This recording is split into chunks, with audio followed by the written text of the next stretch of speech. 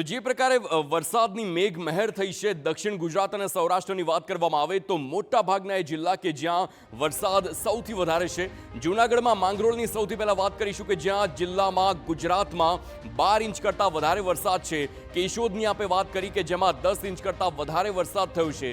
24 કલાકમાં ઓવરઓલ વરસાદના જે તમામ આંકડાઓ જોઈ રહ્યા છો કે તેમાં ફરી એકવાર કહું છું, માંગરોળમાં 12.64 ઇંચ વરસાદ, સૂત્રાપાડામાં 12.36 ઇંચ વરસાદ છે, કેશોદમાં 10.94 ઇંચ વરસાદ, પાટણ, વેરાવળ, ગીર સોમનાથમાં 10.08 ઇંચ વરસાદ છે. આ સાથે જ માળિયા હાટીનાની વાત કરવામાં આવે જૂનાગઢમાં 9.13 ઇંચ વરસાદ છે, માણાવદર જૂનાગઢમાં 9.06 ઇંચ વરસાદ પડ્યો છે. આ સાથે જામજોધપુર જામનગરની વાત કરીએ તો 7 ઇંચ કરતાં વધારે વરસાદ, જ્યારે કોડીનારમાં પણ 5.98 ઇંચ વરસાદ થયો છે.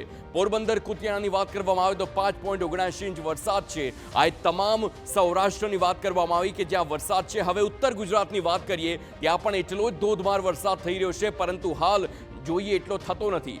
મહેસાણામાં કડીની વાત કરવામાં આવે કે જ્યાં 8 ઇંચ કરતાં વધારે વરસાદ અને સ્થિતિ એવી છે કે આ વરસાદ વધી શકે છે. મહેસાણામાં વિજાપુરની વાત કરીએ તો ત્યાં 2.96 ઇંચ એટલે કે લગભગ 3 ઇંચ જેટલો વરસાદ અહીં વરસી ચૂક્યો છે.